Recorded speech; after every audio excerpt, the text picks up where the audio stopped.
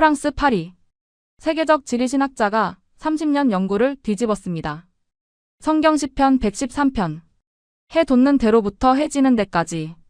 수천 년간 학자들은 이 구절을 중동과 인도로 해석했습니다.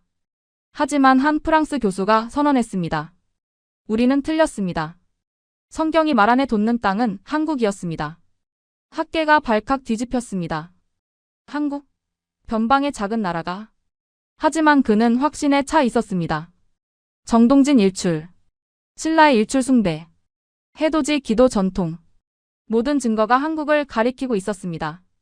그는 강릉 바닷가에서 해를 보며 무릎 꿇고 울었습니다. 30년간 찾던 빛이 여기 있었습니다. 도대체 무슨 일이 있었던 걸까요? 지금부터 공개합니다.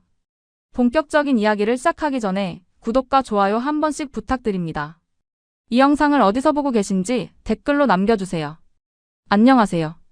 저는 피에르 르클레르입니다.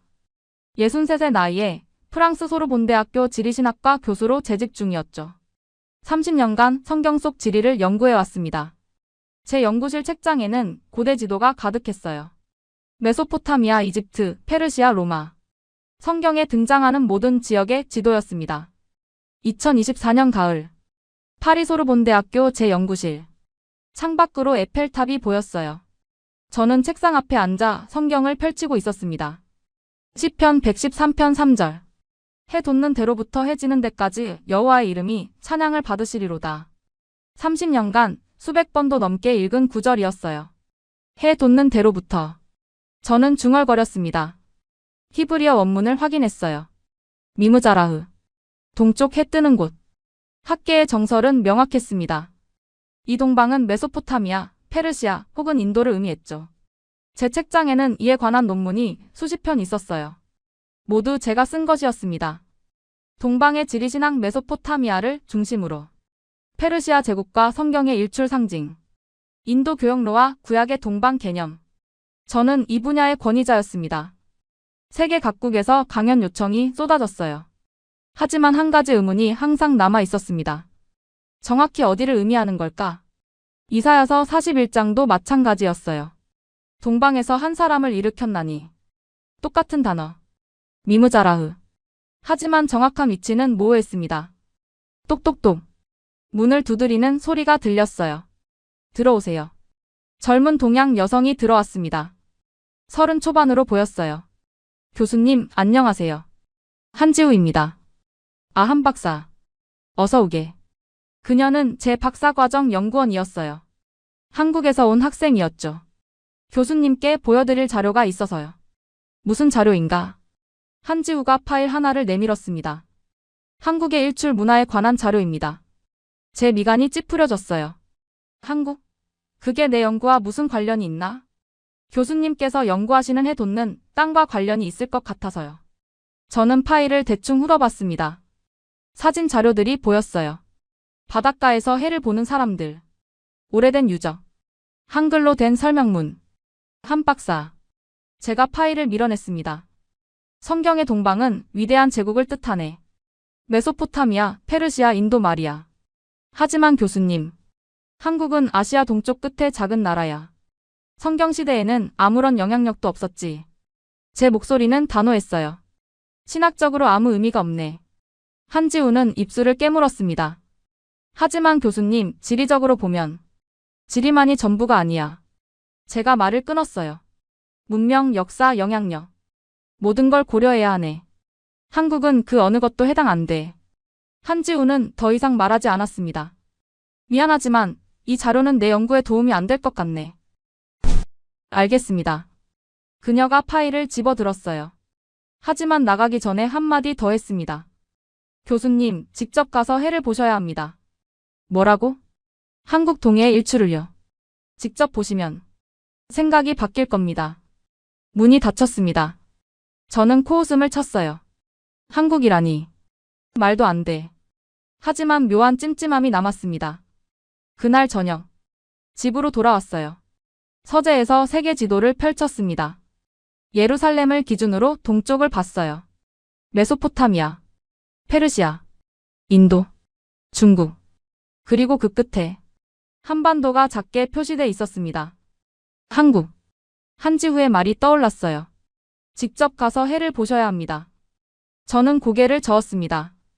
말도 안 돼. 성경의 동방이 한국일 리 없어. 하지만 학자로서의 호기심이 발동했어요. 그래도 왜 저렇게 확신하는 걸까? 인터넷으로 한국의 일출을 검색했습니다. 수많은 사진이 나왔어요. 정동진, 호미곶, 간절곶 모두 한국 동해의 일출 명소였습니다. 사진 속 일출은 아름다웠어요. 태양이 수평선 위로 떠오르는 장면. 완벽한 원형. 황금빛 빗줄기. 인상적이긴 하네. 저는 중얼거렸습니다. 하지만 곧 노트북을 닫았어요. 아름답다고 신학적 의미가 있는 건 아니야. 침대에 누웠습니다. 하지만 잠이 오지 않았어요. 한지후의 눈빛이 떠올랐습니다. 확신에 찬 눈빛. 직접 보시면 생각이 바뀔 겁니다. 에이 설마. 저는 중얼거리며 눈을 감았습니다. 일주일이 흘렀습니다. 저는 여전히 한지후의 제안을 무시하고 있었어요. 하지만 그녀는 포기하지 않았습니다. 세미나 시간이었어요. 제 강의실에 10명의 박사과정 학생들이 앉아 있었습니다. 오늘은 시편 113편의 지리신 학적 분석을 하겠습니다. 저는 칠판에 히브리어를 썼어요. 미무자라흐 샤메시. 해 돋는 곳이라는 뜻입니다. 이것은 메소포타미아 지역을 가리키죠. 학생들이 필기했어요. 한지후가 손을 들었습니다. 교수님, 질문 있습니다. 말하게. 미무자라흐가 단순히 동쪽만을 의미할까요? 아니면 더 구체적인 의미가 있을까요? 구체적이라니? 히브리어 원문을 보면 자라흐는 단순히 뜨다가 아니라 빛나다, 찬란하게 솟아오르다는 뜻도 있습니다. 저는 잠시 멈췄어요. 맞는 말이었습니다. 그렇지. 하지만 그게 뭐? 그렇다면 이 구절은 단순히 동쪽이 아니라 해가 가장 찬란하게 떠오르는 곳을 의미하는 게 아닐까요? 학생들이 웅성거렸습니다. 흥미로운 해석이네. 제가 말했어요. 하지만 그게 어디를 가리키는지는 여전히 모호하지. 한국 동해입니다. 한지후가 단호하게 말했습니다. 저는 한숨을 쉬었어요. 한 박사 또 그 이야기인가? 네. 하지만 이번엔 더 구체적인 증거가 있습니다. 그녀가 노트북을 꺼냈어요. 프로젝터에 자료를 띄웠습니다. 첫 번째 슬라이드. 한국인들의 해돋이 기도 전통입니다. 사진이 나타났어요. 수백 명의 사람들이 바닷가에 서 있었습니다. 새벽이었어요. 모두 태양을 향해 손을 모으고 있었죠. 한국인들은 1000년 넘게 새해 첫날 동해에서 일출을 보며 기도해왔습니다. 다음 슬라이드. 신라시대 유적입니다. 가문사지. 절터 사진이 나타났어요. 이 절은 동해를 향해 지어졌습니다. 왕이 용이 되어 나라를 지킨다는 신화와 함께요. 그리고 이것. 다음 사진. 문무대 왕릉. 바닷속 바위에 만들어진 무덤입니다. 왕이 용이 되어 동쪽 바다를 지킨다고 믿었죠. 저는 화면을 쳐다봤습니다. 흥미로웠어요. 하지만 인정하고 싶지 않았습니다. 한 박사. 제가 말했어요. 일출 숭배는 많은 문화에 있네. 이집트도 그랬고 페르시아도 그랬지. 한국만의 특별함이 뭔가? 방향입니다. 한지후가 답했어요. 이집트는 나일강의 동쪽을 숭배했습니다. 페르시아는 고원지대의 일출을요. 하지만 한국은 바다에서 떠오르는 태양을 숭배했습니다. 수평선 위로 완벽하게 떠오르는 태양이요. 다음 슬라이드. 지도가 나타났어요. 지형상 한국 동해는 세계에서 가장 먼저 태양이 떠오르는 곳 중 하나입니다. 뉴질랜드가 더 빠르지 않나? 제가 반박했어요. 뉴질랜드는 남반구입니다. 성경의 지리적 맥락과 맞지 않죠. 북반구에서 아시아 대륙에서 바다 위로 떠오르는 완벽한 일출을 볼 수 있는 곳. 그게 바로 한국 동해입니다. 학생들이 고개를 끄덕이기 시작했어요. 저는 불편했습니다. 한 박사 자네 주장은 흥미롭네. 하지만 여전히 추측일 뿐이야. 그렇다면 직접 확인하시는 게 어떨까요? 뭐라고? 한국에 가십시오. 동해의 일출을 직접 보세요. 저는 비웃었습니다. 내가 왜 한국까지 가야 하나? 시간 낭비야. 교수님. 한지후의 목소리가 진지해졌어요. 교수님은 30년간 해 돋는 땅을 연구하셨습니다. 하지만 한 번도 그 해를 직접 보러 가신 적이 없으시죠? 메소포타미아에도 페르시아에도 가지 않으셨습니다. 책으로만 연구하셨어요.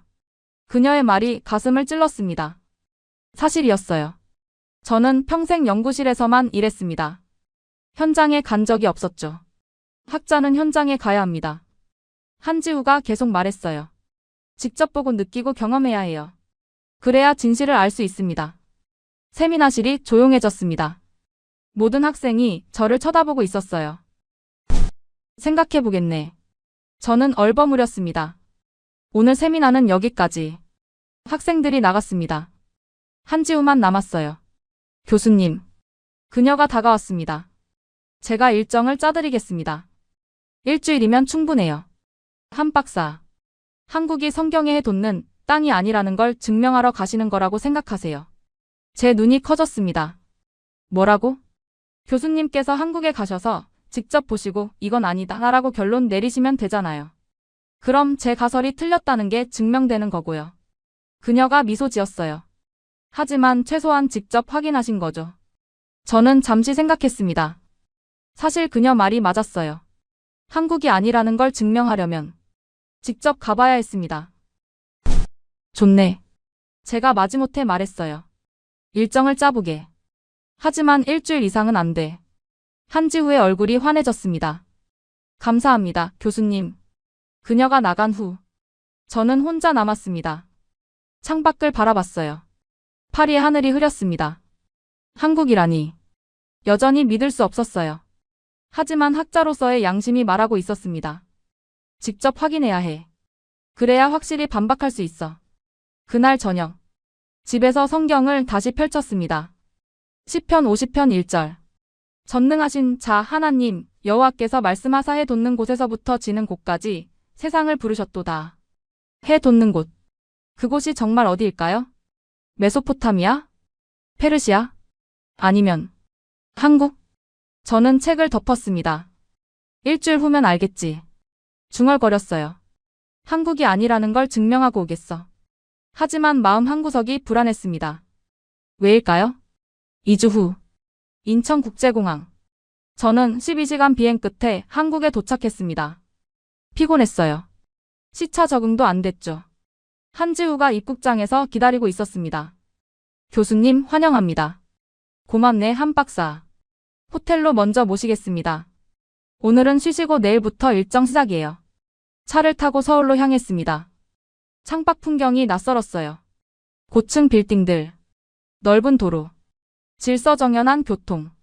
생각보다 발전했네. 제가 중얼거렸습니다. 놀라셨어요? 한지우가 웃으며 물었어요. 솔직히 그렇네. 한국이 이 정도일 줄은. 많은 외국인들이 그렇게 말씀하세요. 호텔에 도착했습니다. 명동 한복판이었어요. 밤인데도 거리가 붐볐습니다. 젊은 사람들, 네온사인, 활기찬 분위기. 이게 한국인가? 저는 놀라워했습니다. 하지만 곧 마음을 다잡았어요. 발전했다고 해서 신학적 의미가 있는 건 아니야. 다음 날 아침, 한지우가 호텔 로비에서 기다리고 있었습니다. 교수님, 준비되셨어요? 어디로 가나? 경주입니다. 신라의 수도였던 곳이죠. 경주라. 들어본 적은 있었어요. 고대 도시라고요. KTX를 탔습니다. 시속 300km. 창밖으로 풍경이 빠르게 지나갔어요. 2시간 만에 경주에 도착했습니다. 빠르네. 제가 감탄했습니다. 프랑스보다 기차가 빠른 것 같은데. 한국 철도 기술은 세계 최고 수준이에요. 한지우가 자랑스럽게 말했어요. 경주 시내로 들어섰습니다. 첫 느낌은 평화로웠어요. 높은 건물이 없었습니다. 대신 곳곳에 고분이 보였어요. 거대한 흙무덤들이었습니다. 저게 다 무덤인가? 네. 신라왕과 귀족들의 고분이에요. 1000년 넘게 보존돼 있죠. 첫 번째 목적지. 대릉원이었습니다. 고분 공원이었어요. 거대한 봉분들이 줄지어 서 있었습니다. 천마총입니다. 한지우가 한 고분 앞에서 멈췄어요. 여기서 천마도가 발견됐죠. 날개 달린 말 그림이요. 고분 안으로 들어갔습니다. 복원된 내부였어요. 벽면에 천마도 복제품이 걸려 있었습니다. 아름답군. 저는 감탄했습니다. 하지만 이게 일출과 무슨 관계가 있나? 천마는 하늘을 나는 말입니다. 태양을 향해 날아가는 존재죠. 한지우가 설명했어요. 신라인들은 태양과 하늘을 신성시했어요. 천마는 그 상징이고요. 저는 고개를 끄덕였습니다. 흥미로웠어요. 하지만 확신은 서지 않았습니다. 두 번째 목적지. 가문사지였습니다. 절터였어요. 돌로 된 기단만 남아 있었습니다. 하지만 위치가 특이했어요. 바다가 보이는 언덕이었죠. 이 절은 동해를 향해 지어졌습니다. 한지우가 동쪽을 가리켰어요. 멀리 바다가 보였습니다. 문무왕이 죽기 전에 명령했어요. 나를 동해에 장사 지내라. 용이 되어 나라를 지키겠다고요. 용? 네. 그리고 그의 아들 신문왕이 이 절을 지었습니다. 아버지 왕이 용이 되어 바다에서 나라를 지킨다고 믿으며요. 저는 바다를 바라봤습니다. 푸른 수평선이 펼쳐져 있었어요. 절의 구조를 보세요. 한지우가 기단을 가리켰습니다. 정확히 동쪽을 향하고 있어요. 해가 뜨는 방향이죠. 저는 나침반을 꺼냈습니다. 확인해 봤어요. 정말 정동이었습니다. 우연일까? 제가 중얼거렸습니다. 우연이 아닙니다. 한지우가 단호하게 말했어요. 신라인들은 천문학에 능했어요. 첨성대를 보면 알 수 있죠. 세 번째 목적지. 첨성대였습니다. 돌로 쌓은 탑이었어요. 높이 9m 정도. 이게 천문대인가? 네. 7세기에 만들어졌어요. 동아시아에서 가장 오래된 천문대 중 하나죠. 가까이 다가가 살펴봤습니다. 정교했어요. 돌 하나하나가 계산돼서 쌓여 있었습니다. 창문이 남쪽을 향하고 있어요.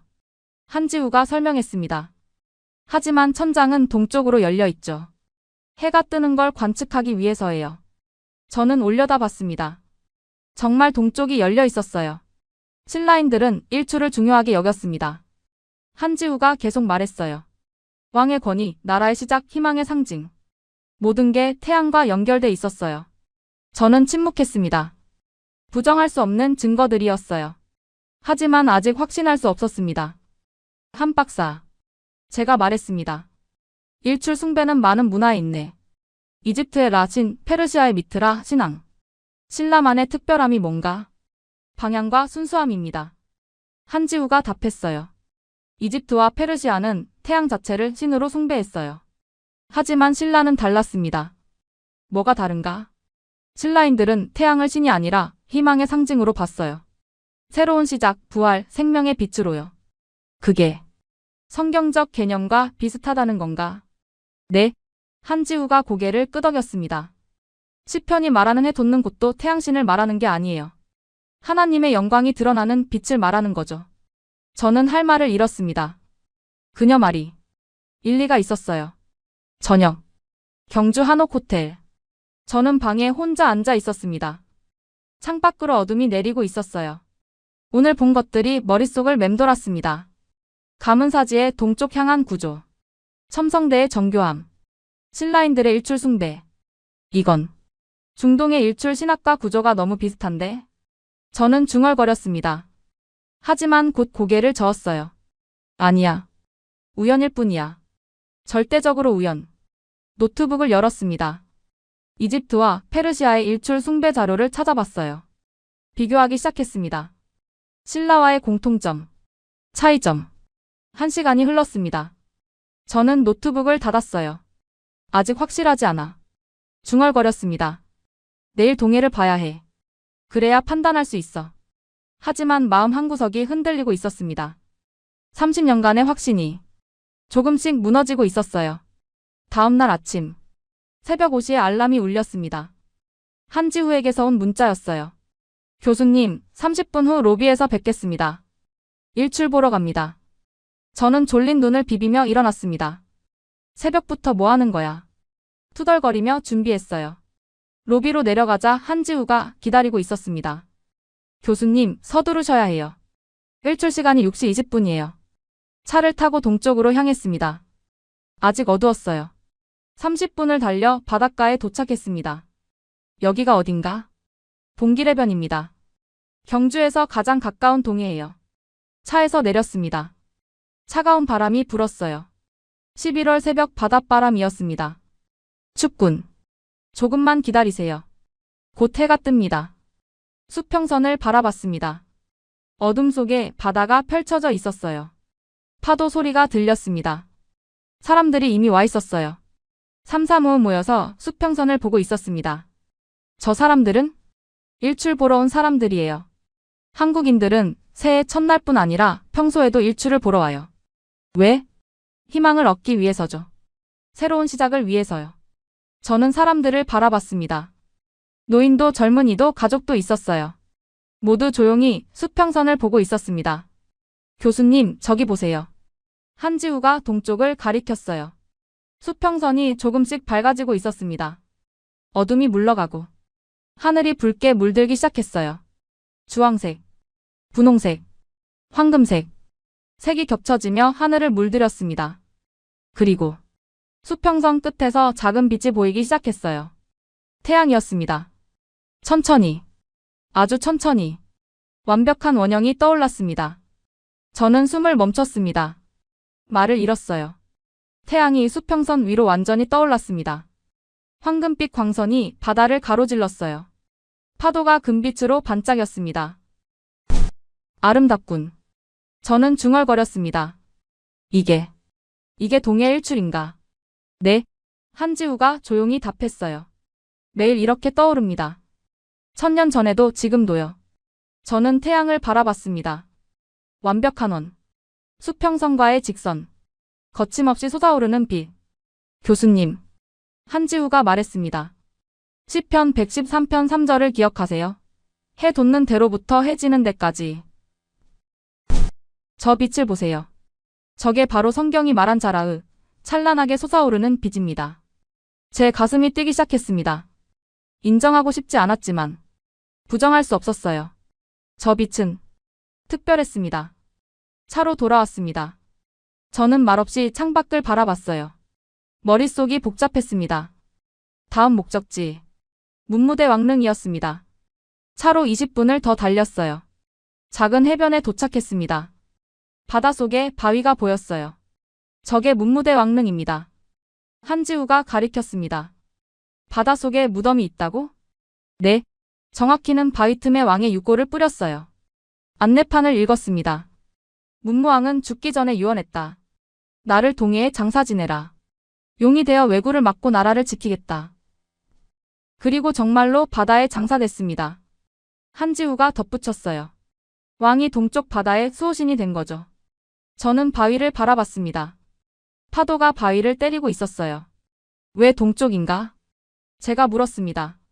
서쪽도 남쪽도 아니고 왜 동쪽 바다인가? 해가 뜨는 곳이니까요. 한지우가 답했습니다. 신라인들에게 동쪽은 생명의 시작이었어요. 희망이었고 부활이었죠. 왕이 용이 되어 동쪽 바다를 지킨다는 건 나라가 계속 새롭게 시작된다는 의미예요. 저는 침묵했습니다. 그 상징성이 깊었어요. 세 번째 장소. 토암산 석굴암이었습니다. 산을 올라갔어요. 석굴 입구에 섰습니다. 유리문으로 내부가 보였어요. 거대한 석불이 앉아 있었습니다. 저 불상을 보세요. 한지우가 말했습니다. 어디를 보고 있나요? 저는 자세히 봤습니다. 불상의 시선이 동쪽을 향하고 있었어요. 동쪽? 네. 정확히 동해를 향하고 있어요. 안내판을 읽었습니다. 석굴암은 751년 건립. 석굴 입구는 정동향. 춘분과 추분에 해가 뜨면 햇빛이 불상을 정면으로 비춘다. 제 눈이 커졌습니다. 계산된 거였군. 네. 8세기 신라인들은 천문학과 건축학을 결합했어요. 태양의 움직임을 정확히 계산했죠. 저는 석굴을 돌며 살펴봤습니다. 돌 하나하나가 정교했어요. 빛이 들어오는 각도, 불상의 위치, 모든 게 계산돼 있었습니다. 이건 과학이야. 제가 중얼거렸습니다. 단순한 종교가 아니라 과학이네. 맞습니다. 한지우가 고개를 끄덕였어요. 신라인들은 일출을 맹목적으로 숭배한 게 아니에요. 관찰하고 계산하고 건축에 적용했죠. 저는 불상을 다시 바라봤습니다. 동쪽을 향한 시선. 영원히 해를 기다리는 자세. 교수님. 한지우가 제 옆에 섰습니다. 여기서도 일출을 볼 수 있어요. 산 정상에서요. 지금? 네. 시간이 맞아요. 산 정상으로 올라갔습니다. 숨이 찼어요. 하지만 정상에 서자 탁 트인 전망이 펼쳐졌습니다. 동해가 한눈에 보였어요.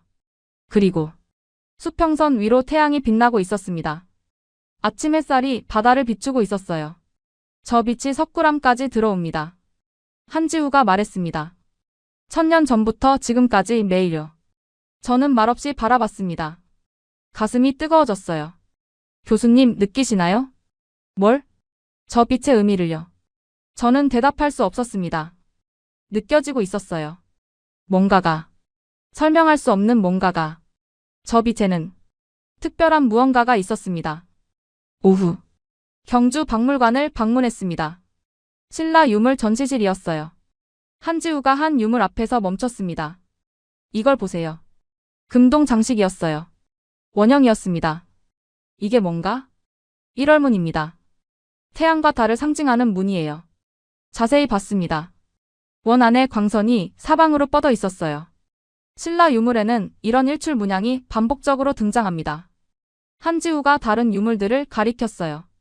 금관, 귀걸이, 허리띠, 모든 곳에 태양 문양이 있었습니다.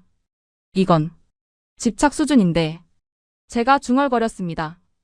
집착이 아니라 신념입니다. 한지우가 말했어요. 신라인들에게 태양은 왕권의 상징이자 나라의 정체성이었어요. 저는 유물들을 하나하나 살펴봤습니다. 모든 게 일출과 연결돼 있었어요. 왕관, 왕릉, 절, 불상, 심지어 도시 배치까지. 이 정도면 저는 한숨을 쉬었습니다. 우연이라고 할 수 없겠군. 한지우가 미소 지었어요. 이제 믿으시나요? 아직 확실하지 않네. 저는 고집을 부렸습니다. 하지만 속으로는 흔들리고 있었어요. 30년간의 확신이 무너지고 있었습니다. 다음 날 강원도로 이동했습니다. KTX로 2시간. 강릉역에 도착했어요. 오늘은 정동진에 갑니다. 한지우가 말했습니다. 정동진? 네. 한국에서 가장 유명한 일출 명소예요. 차를 타고 해안도로를 달렸습니다. 창밖으로 동해가 펼쳐졌어요. 끝없이 이어지는 수평선. 푸른 바다. 아름답군. 저는 감탄했습니다. 이 바다가 특별한 이유를 아세요? 한지우가 물었어요. 뭔가? 지형입니다. 그녀가 지도를 펼쳤습니다. 한반도 동쪽 해안을 보세요. 거의 직선이에요. 정말 그랬어요. 해안선이 남북으로 쭉 뻗어 있었습니다. 그리고 바다 쪽으로 평지가 거의 없어요. 산이 바로 바다와 만나죠. 그게 뭐가 특별한가? 태양이 수평선에서 바로 떠오른다는 겁니다. 한지우가 설명했어요. 다른 곳은 섬이나 고지 있어서 일출이 가려져요. 하지만 동해는 완벽한 수평선이에요. 그래서 일출이 더 명확하게 보이는군. 네. 그리고 하나 더 있어요. 그녀가 자료를 꺼냈습니다. 위도입니다. 동해는 북위 3738도에 위치해요. 그게 뭐가 중요한가?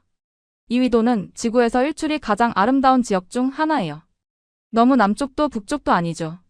게다가 한류와 난류가 만나는 지점이에요. 그래서 새벽 안개가 자주 발생하고 일출이 더 신비롭게 보이죠. 저는 고개를 끄덕였습니다. 과학적 설명이었어요. 감성이 아니라 지리학이었죠. 정동진에 도착했습니다. 작은 해변이었어요. 기찻길이 바로 해변 옆까지 이어져 있었습니다. 저게 뭔가? 해변 기찻길이에요. 세계에서 바다와 가장 가까운 역이라고 해요. 신기했습니다.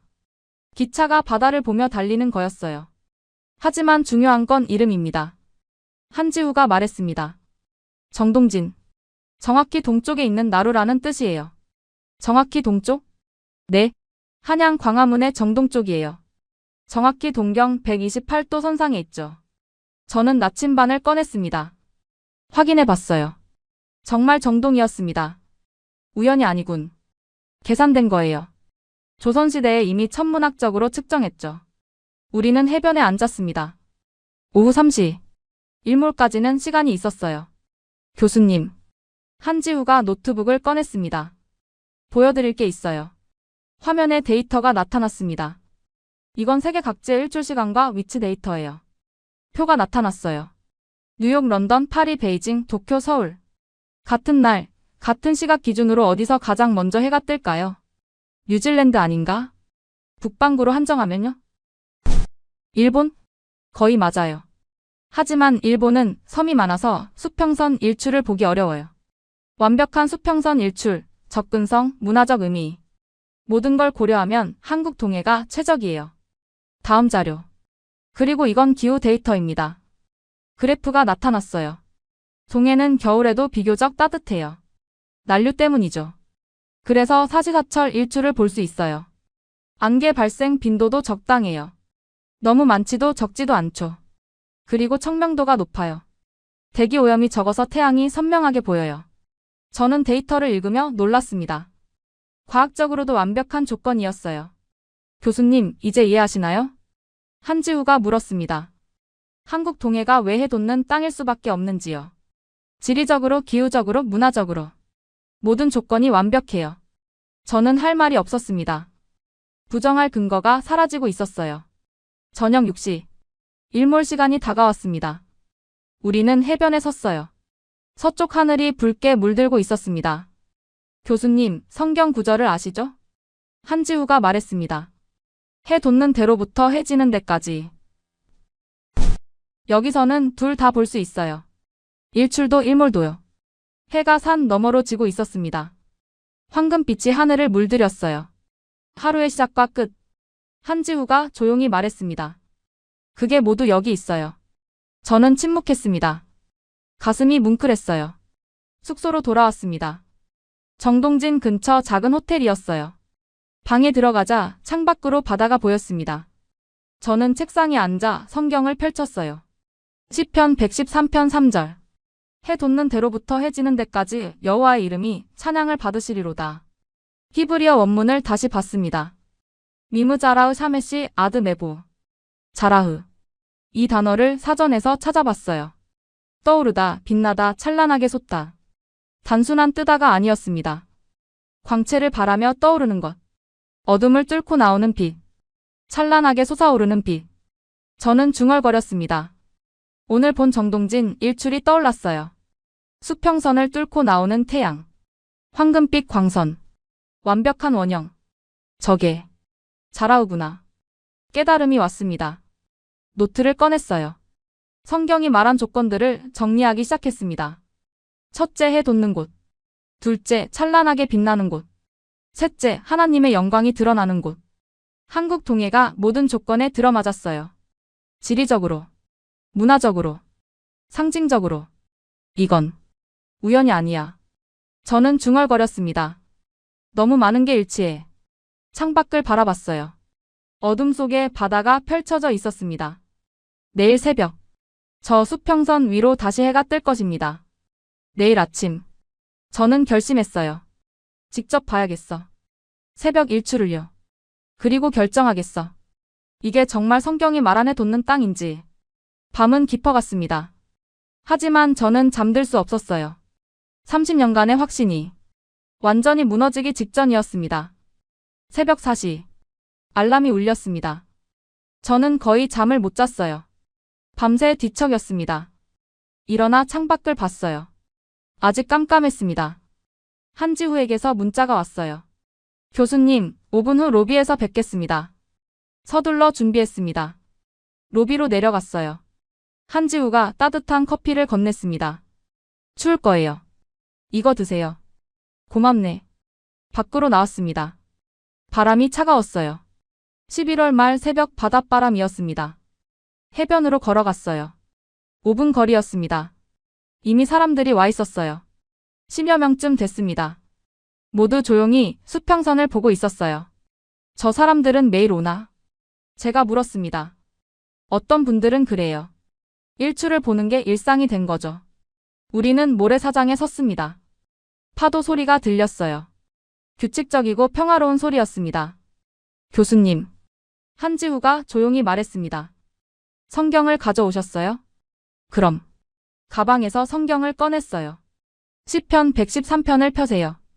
손전등 불빛으로 구절을 찾았습니다. 해 돋는 대로부터 해 지는 데까지 여호와의 이름이 찬양을 받으시리로다. 읽으며 수평선을 바라봤어요. 여전히 어두웠습니다. 하지만 동쪽 하늘이 조금씩 밝아지고 있었어요. 교수님, 히브리어로 읽어주세요. 저는 천천히 히브리어로 읊조렸습니다. 미무자라의 샤메시 아드메부. 그 순간 수평선 끝이 붉게 물들기 시작했습니다. 마치 제 목소리에 반응하는 것처럼 하늘이 변하고 있었어요. 검은색에서 남색으로, 남색에서 보라색으로, 보라색에서 붉은색으로 색이 겹쳐지며 하늘을 물들였습니다. 저는 말을 멈추고 바라봤어요. 숨이 멎는 것 같았습니다. 교수님, 계속하세요. 한지우가 속삭였습니다. 저는 다음 구절을 읽었어요. 이사야서 41장 2절. 누가 동방에서 한 사람을 일으켜 으로 불러. 그때 수평선 끝에서 작은 빛이 보이기 시작했습니다. 태양이었어요. 작은 점처럼 시작했습니다. 하지만 빠르게 커졌어요. 완벽한 원형이 떠오르기 시작했습니다. 자기 발맞춰 오게 하였느냐. 제가 구절을 마쳤을 때 태양이 완전히 수평선 위로 떠올랐습니다. 황금빛 광선이 사방으로 뻗어나갔어요. 바다가 금빛으로 물들었습니다. 파도가 다이아몬드처럼 반짝였어요. 저는 그 자리에 얼어붙었습니다. 성경이 손에서 떨렸어요. 이게 목소리가 나오지 않았습니다. 이게 바로 한지우가 제 옆에 조용히 섰습니다. 자라의입니다. 찬란하게 솟아오르는 빛이요. 태양은 계속 떠올랐습니다. 장엄했어요. 위험이 있었습니다. 그리고 무엇보다 거룩했습니다. 저는 무릎이 꺾이는 걸 느꼈어요. 30년간 책으로만 보던 것, 머리로만 이해하던 것, 이제 눈으로 보고 있었습니다. 가슴으로 느끼고 있었어요. 해 돋는 대로부터. 저는 떨리는 목소리로 중얼거렸습니다. 그 빛이 바로 여기였나. 눈물이 흘러내렸습니다. 멈출 수 없었어요. 63년 인생, 30년 연구. 모든 것이 이 순간을 위한 것이었습니다. 교수님, 한지우가 조용히 말했습니다. 이제 믿으시나요? 저는 대답할 수 없었습니다. 그저 고개만 끄덕였어요. 눈물로 범벅이 된 얼굴로 해변을 따라 걸었습니다. 태양은 이제 완전히 떠올라 있었어요. 황금빛 아침이 펼쳐졌습니다. 교수님, 앉으세요. 한지우가 바위를 가리켰습니다. 우리는 나란히 앉았어요. 저는 성경을 다시 펼쳤습니다. 말라기 4장 2절. 내 이름을 경외하는 너희에게는 공의로운 해가 떠올라서 치료하는 광선을 비추리니. 공의로운 해. 저는 읽으며 떨렸습니다. 치료하는 광선. 교수님. 한지우가 자료를 꺼냈어요. 보여드릴 게 있어요. 노트북을 열었습니다. 이건 히브리어 원문 분석이에요. 화면에 히브리어 단어들이 나타났습니다. 미무자라흐를 분석하며요. 미는 로부터예요. 미즈라흐는 동쪽이지만 어어는 자라흐예요. 그리고 자라흐는 단순히 뜨다가 아니라 빛나다, 찬란하게 솟아오르다, 광채를 발하다를 의미합니다. 저는 화면을 쳐다봤어요. 그럼 미무자라흐는 찬란하게 빛나며 떠오르는 곳으로부터라는 뜻입니다. 한지우가 단호하게 말했습니다. 단순한 지리적 동쪽이 아니에요. 빛의 질을 말하는 거예요. 저는 침묵했습니다. 맞는 말이었어요. 그리고 하나 더. 한지우가 다음 자료를 보여줬습니다. 성경에서 동방이라는 단어가 나올 때마다 의미를 분석했어요. 표가 나타났어요. 대부분 먼 곳, 저 멀리 있는 땅, 가장 깨끗한 첫빛의 땅을 의미해요. 예루살렘 기준으로 먼 동쪽. 그리고 해가 가장 먼저, 가장 찬란하게 뜨는 곳. 교수님, 그게 어디일까요? 저는 대답할 수 없었습니다. 이미 알고 있었으니까요. 한국이네. 제가 중얼거렸습니다. 한국 동해였어. 한지우는 아무 말도 하지 않았습니다. 그저 미소만 지었어요. 저는 일어섰습니다. 바다를 향해 섰어요. 태양이 하늘 높이 떠 있었습니다. 주여. 조용히 기도했습니다. 30년간 제가 틀렸습니다. 메소포타미아도 페르시아도 아니었습니다. 당신이 말씀하신 해 돋는 땅은 목이 메었습니다. 한국이었습니다. 무릎을 꿇었어요. 모래 위에, 바다를 향해. 용서하소서. 제 오만을 용서하소서. 한지우가 제 옆에 무릎을 꿇었습니다. 함께 기도했어요. 파도 소리만 들렸습니다. 규칙적이고 평화로운 소리. 한참을 그렇게 있었습니다. 시간이 얼마나 흘렀는지 몰랐어요. 일어섰을 때 해는 이미 높이 떠 있었습니다. 교수님, 한지우가 말했습니다. 이제 뭘 하실 건가요? 저는 그녀를 쳐다봤어요. 세상에 알려야지. 단호하게 말했습니다. 30년간의 오류를 바로 잡아야 해. 학계가 반발할 거예요. 각오하고 있네. 저는 미소 지었습니다. 하지만 진실이 더 중요하니까. 사흘 후. 저는 여전히 한국에 머물고 있었습니다. 원래 일정은 끝났어요. 하지만 떠날 수 없었습니다. 더 확인하고 싶었어요. 더 느끼고 싶었죠. 한지우와 함께 울산 간절고주로 갔습니다. 여기가 한국에서 가장 먼저 해가 뜨는 곳이에요. 정동진보다도? 네, 1분 정도 더 빨라요. 간절곶 등대 앞에 섰습니다. 하얀 등대가 우뚝 서 있었어요. 간절이라는 이름이 의미가 있습니다. 한지우가 설명했습니다. 간절이 바란다는 뜻이에요. 조선시대 사람들이 이곳에서 소원을 빌었죠. 무슨 소원을? 새로운 시작, 희망, 치유. 해를 보며 기도했어요. 저는 바다를 바라봤습니다. 수평선이 끝없이 펼쳐져 있었어요. 교수님, 여기서 하루 더 머무르시는 게 어때요? 왜? 내일 새벽 일출이 특별할 것 같아서요. 날씨가 완벽하거든요. 저는 고개를 끄덕였습니다. 그러지. 근처 작은 호텔에 묵었습니다. 저녁에 혼자 바닷가를 걸었어요.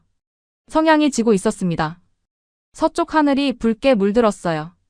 해 돋는 대로부터 해 지는 데까지. 그 구절이 떠올랐습니다. 이제 그 의미를 알았어요. 하루의 시작과 끝. 생명의 순환. 하나님의 영광.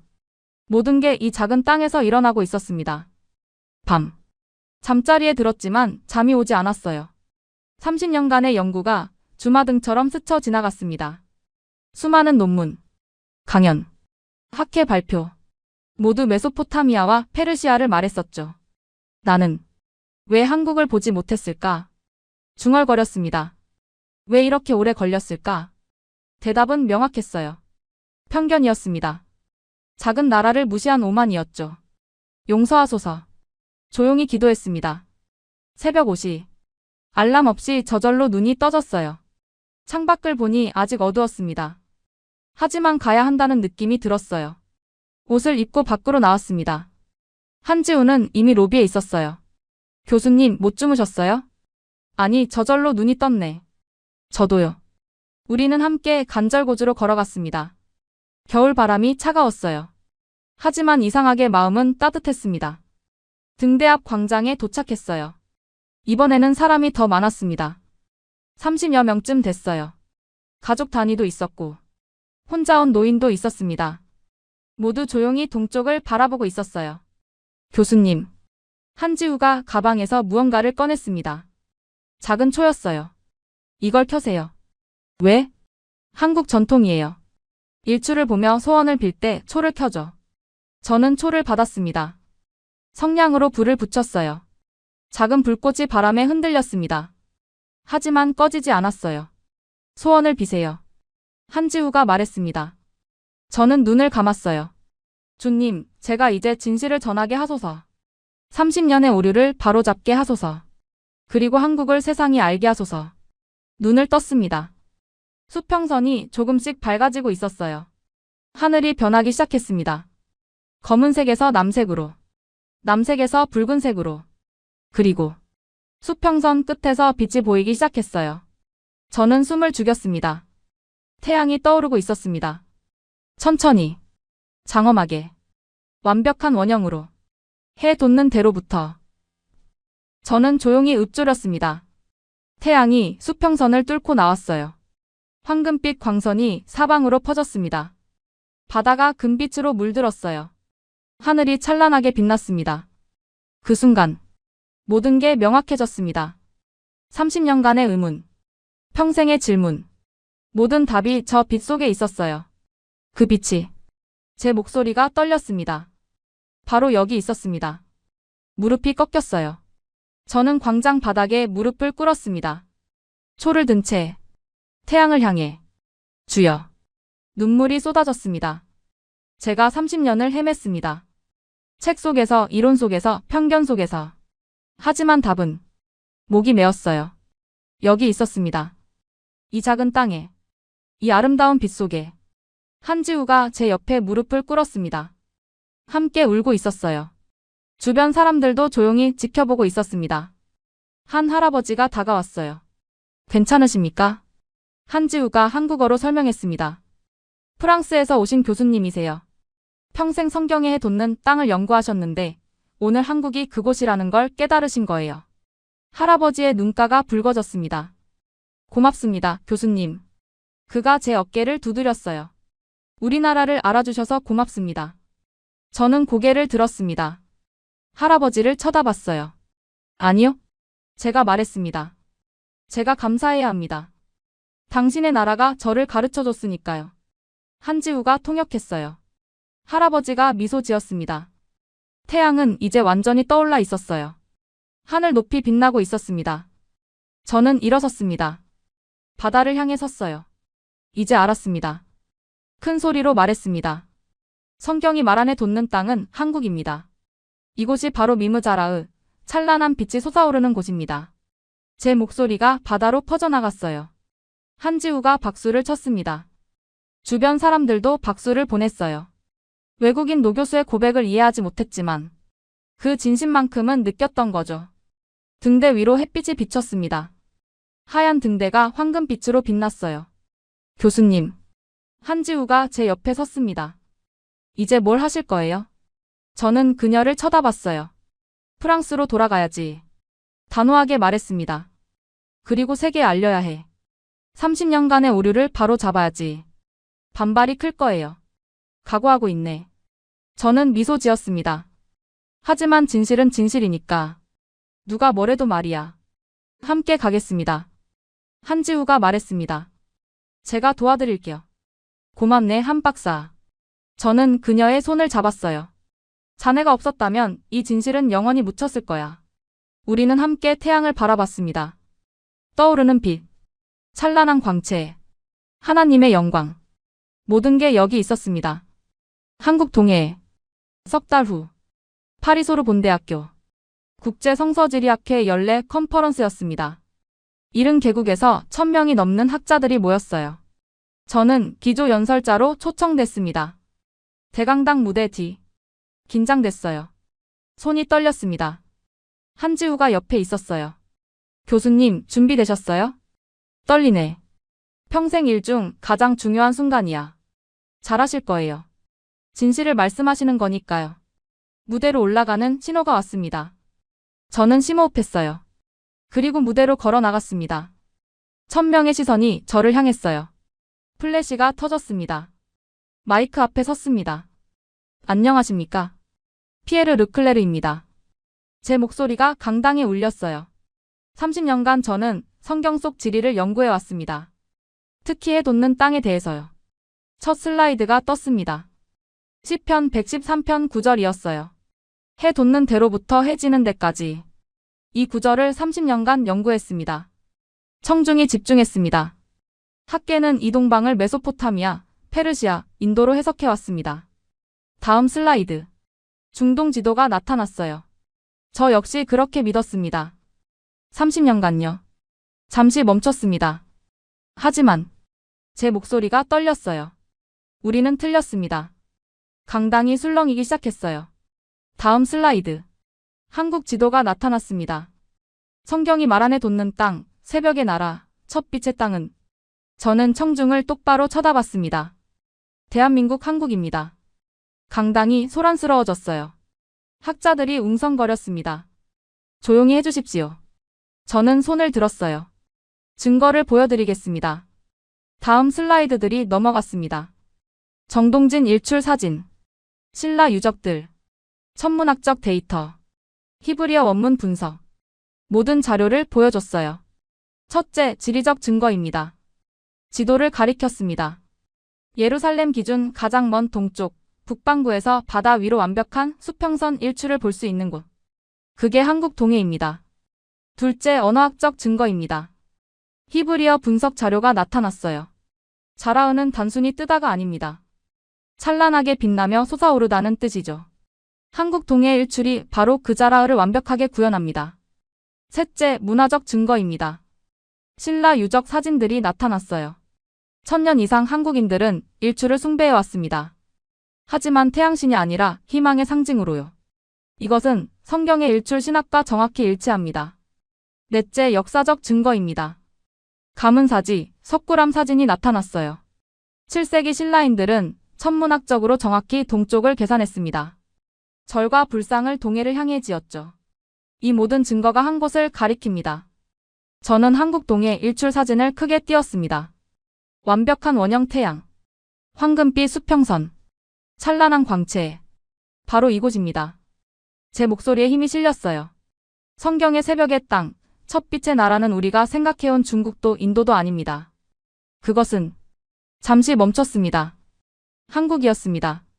침묵이 흘렀어요. 긴 침묵이었습니다. 그리고 뒷자리에서 한 학자가 일어났습니다. 독일의 헤르만 슈미트 교수였어요. 성서학의 거장이었죠. 피에르 교수. 그가 말했습니다. 당신은 30년 경력을 걸고 이 주장을 하는 겁니까? 그렇습니다. 저는 단호하게 답했어요. 제 모든 것을 걸었습니다. 증거가, 설득력이 있습니다. 헤르만 교수가 천천히 말했습니다. 하지만 학계가 받아들이기까지 시간이 걸릴 겁니다. 압니다. 하지만 진실은 진실입니다. 또 다른 학자가 일어섰어요. 미국의 제임스 코엔 교수였습니다.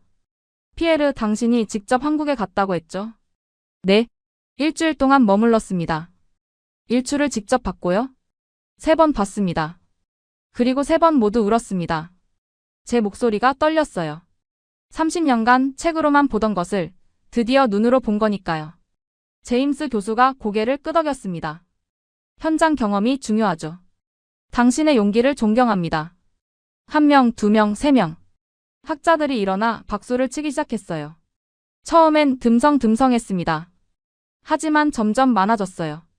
결국 강당 전체가 기립박수를 보냈습니다. 찬성하는 박수만은 아니었을 거예요.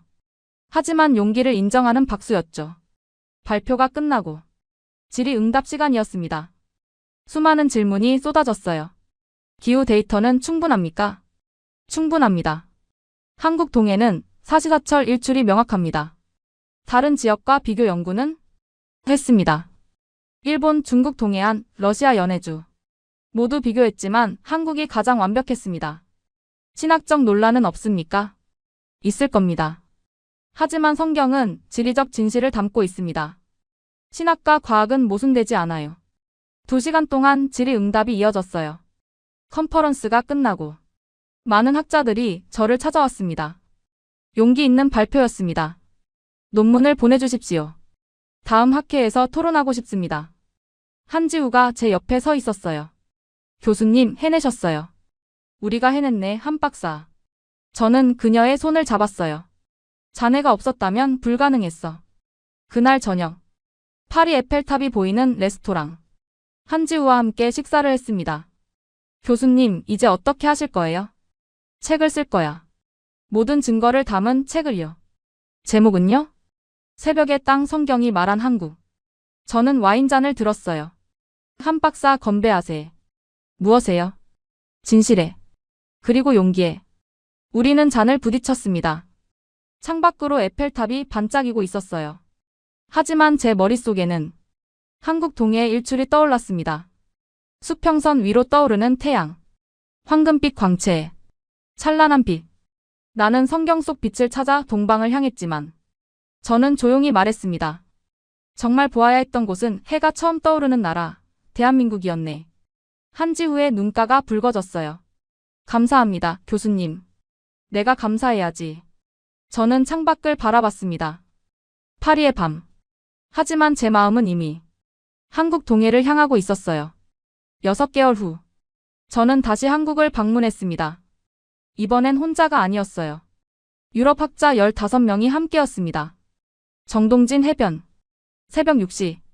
우리는 모두 수평선을 바라보고 있었습니다. 태양이 떠올랐어요.